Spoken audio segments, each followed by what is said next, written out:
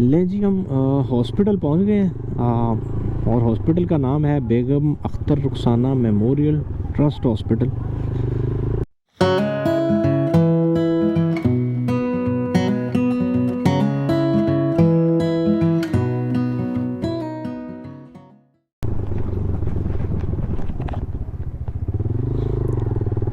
अस्सलाम वालेकुम and welcome back to the channel.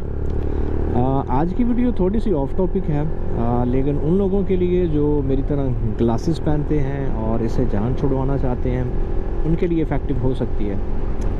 मैं पिछले कोई 6-7 साल से ग्लासेस पहन रहा हूँ और शुरू में तो कोई मुझे किसी किस्म की परेशानी नहीं हुई। अब पिछले 2 साल से मुझे एक ऑकवर्ड सा फील होता है ग्लासेस पहन के, और ख़ास करके जब मैं बाइक पे ट्रैवल करता हूँ तो हेलमेट के साथ ग्लासेस इस्तेमाल करना, ख़ास करके सर्दियों में, तो वो काफ़ी एक अजीब सा फील होता है। अब जैसे कि आजकल सर्दी है और हेलमेट के अंदर मैंने ग्लासेस पहने हुए हैं और अभी तो स्पीड सही जा रहे हैं, लेकिन जैसे ही स्पीड थोड़ी कम होगी और मैं अंदर सांस लूँगा तो वो आपको पता है अंदर सारी फॉग जमा हो जाएगी ग्लासेस के ऊपर।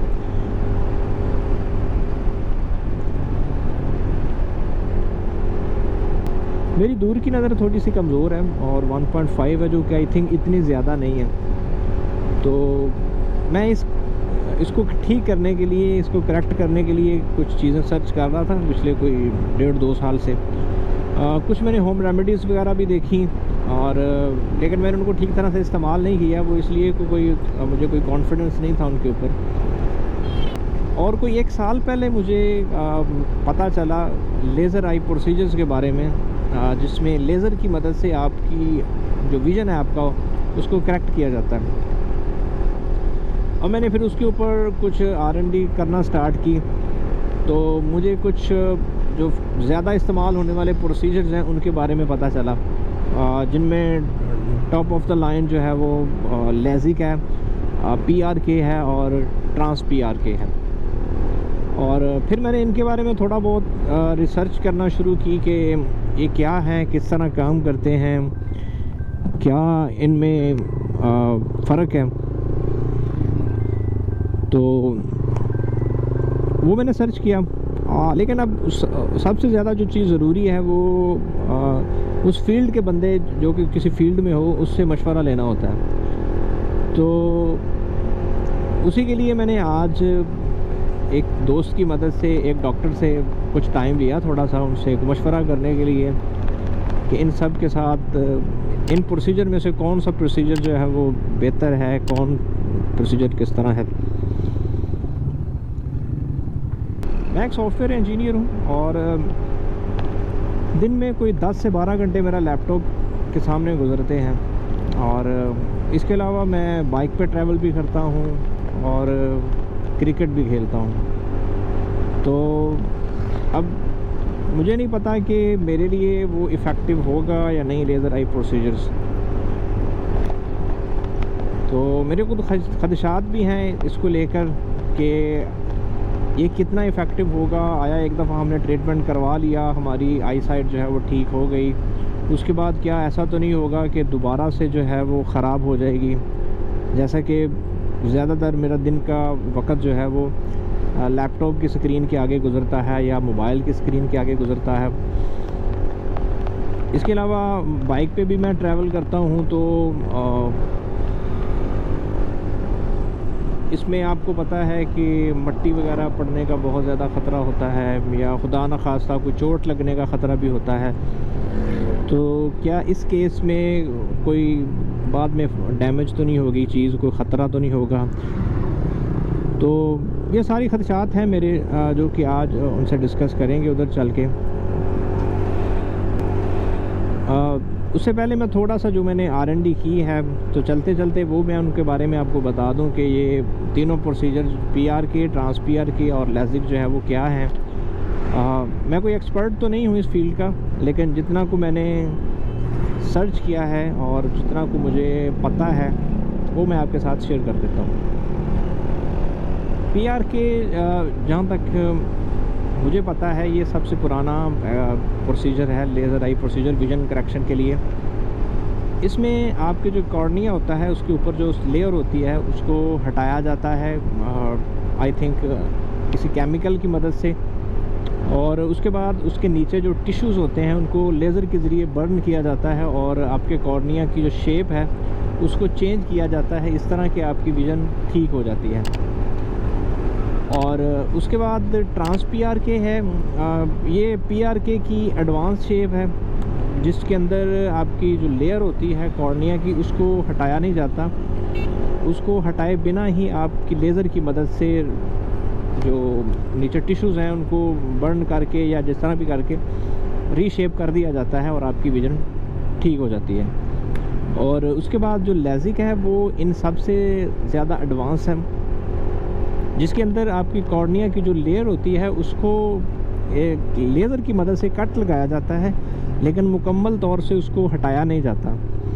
उसको एक जिस तरह हम किसी बॉक्स का ढक्कन उठाते हैं उस तरह उसको उठा के और फिर नीचे रख दिया जाता है लेज़र जो प्रोसीजर है उसको करने के बाद।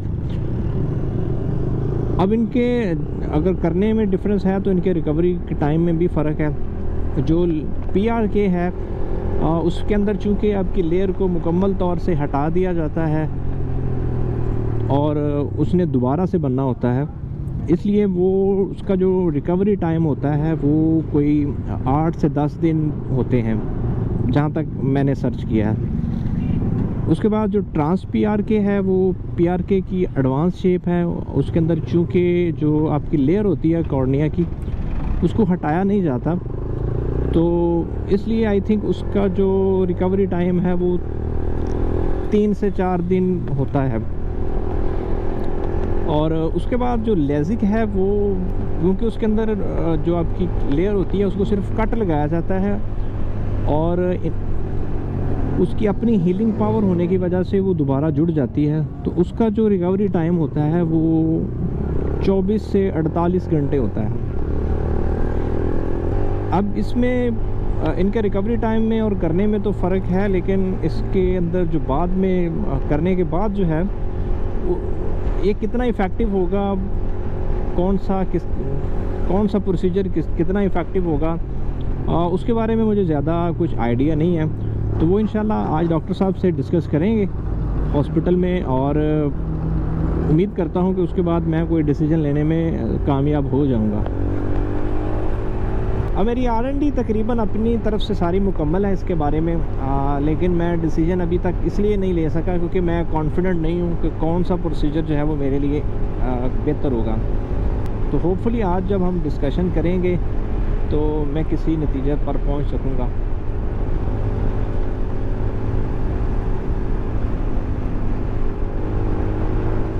हम बैरिया ऑर्चर्ड में एंटर हो गए हैं और अभी कोई 5 मिनट का रास्ता है, तो उसके बाद हम हॉस्पिटल पहुंच जाएंगे। अब मुझे नहीं पता कि वहाँ पे अंदर इजाज़त होगी रिकॉर्डिंग करने की या नहीं, लेकिन अगर पॉसिबल हुआ तो मैं ज़रूर रिकॉर्डिंग करूँगा। जो मेरे क्वेश्चन आंसर होंगे उनके साथ उनको रिकॉर्ड करूँगा उस वहीं पे, और अगर पॉसिबल ना हो सका तो फिर मैं जो भी उधर डिस्कस हुआ होगा वो मैं आपको बाद में वापसी पे बता दूंगा। मैंने यहाँ पे मोबाइल होल्डर लगाया हुआ था और लेकिन वो पार्किंग में खड़ी की थी एक जगह पे बाइक, तो वो कोई तोड़ गया, तो इसलिए मोबाइल जो है वो इस टैंक बैग के अंदर रखा हुआ है लगा के लोकेशन।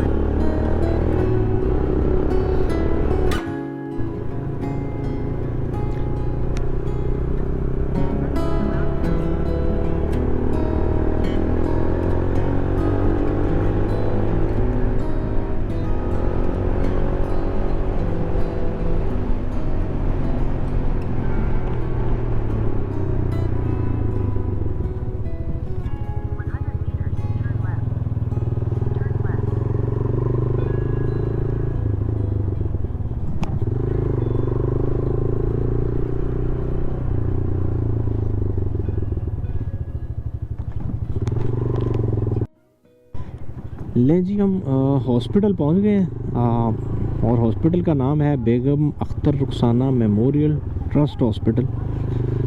अब यहाँ पे एक दोस्त हैं जिनके रेफरेंस से मैंने टाइम लिया, तो पहले तो यहाँ पे बाइक पार्क करते हैं, उसके बाद मैं उनको कॉल करूँगा, वो बाहर आएंगे और फिर अंदर जाते हैं।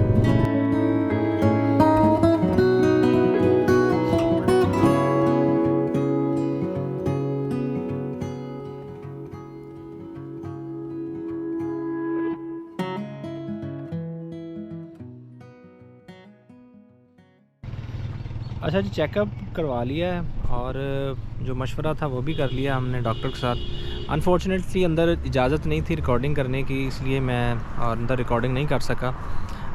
अब जो कुछ भी डिस्कस हुआ है वो मैं आपको रास्ते में जाते हुए बताता जाता हूँ। ये हैं मेरे साथ डॉक्टर साइम, इनका शुक्रिया, इनकी मदद से टाइम मिला हमें डॉक्टर से थोड़ी देर के लिए। और अब बाकी जो बातें हुई हैं वो मैं आपको रास्ते में बताता जाऊँगा।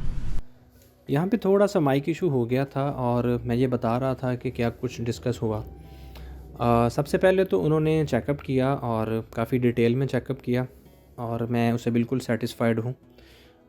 उसके बाद मैंने जब बात की लेज़र आई प्रोसीजर के बारे में, तो उनका कहना था कि अगर आउटडोर एक्टिविटीज़ आपकी ज़्यादा हैं तो इससे अवॉइड करें, इसको ना करवाएं। और फिर मैंने उनको ये भी बताया कि मैंने ये कुछ इसके बारे में सर्च किया हुआ है काफ़ी कुछ, और मुझे काफ़ी कुछ इसके बारे में चीज़ पता है। तो फिर उन्होंने ये कहा कि इसके लिए कुछ पैरामीटर्स होते हैं जो चेक करने होते हैं, एक तरह के टेस्ट हैं जो हम करने होते हैं ये चेक करने के लिए कि आँखों के ऊपर लेज़र आई जो है वो परफॉर्म किया जा सकता है या नहीं। उन पैरामीटर्स में सबसे पहले तो ये चेक करना होता है कि जो नंबर है वो स्टेबल है, वो चेंज तो नहीं हो रहा, और उसके लिए वो 3 से 4 माह जो है वो इसको देखते हैं। और इसके अलावा जो है वो आँखों की हेल्थ जो है वो भी चेक की जाती है कि इसमें किसी किस्म की कोई प्रॉब्लम नहीं है। तो अभी डिसाइड ये हुआ है कि अभी हमने चेकअप करवा लिया है और इंशाल्लाह 3 माह बाद दोबारा चेकअप के लिए आएंगे और वो चेक करेंगे, कंपेयर करेंगे आज की जो रिपोर्ट है उसको और जो 3 माह बाद आएगी उसको, और उसके बाद वो डिसाइड करेंगे कि लेज़र आई प्रोसीजर जो है वो परफॉर्म हो सकता है या नहीं, और अगर हो सकता है तो कौन सा जो है वो सूटेबल होगा। अब ये लेज़र आई प्रोसीजर करवाने की मेरी अपनी प्रेफरेंस है और ऐसी कोई वजह नहीं है कि इसको करवाए बिना गुजारा नहीं हो सकता। थोड़ी बहुत मुझे परेशानी ज़रूर होती है बाइक पे सफ़र करते हुए हेलमेट के साथ, और लेकिन ज़्यादा जो परेशानी होती है वो क्रिकेट खेलते हुए होती है। और उसमें जब बॉलिंग कर रहे होते हैं तो अगर ग्लासेस पहन के करें तो वो अक्सर गिर जाती हैं, और अगर उनको उतार के करें तो विजिबिलिटी जो है वो थोड़ी सी कम हो जाती है।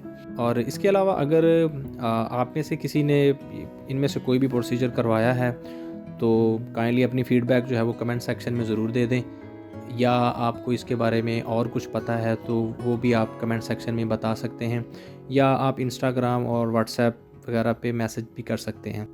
और मैं उम्मीद करता हूँ कि मेरी आज की ये छोटी सी वीडियो आपको पसंद आई होगी, और अगर आपको मेरी आज की वीडियो पसंद आई है तो ज़रूर लाइक कर दें, और अगर आपने चैनल को अभी तक सब्सक्राइब नहीं किया तो सब्सक्राइब करके बेल आइकन को भी प्रेस कर दें ताकि मेरी आने वाली वीडियो की अपडेट्स आपको जल्दी मिल सकें। Thank you.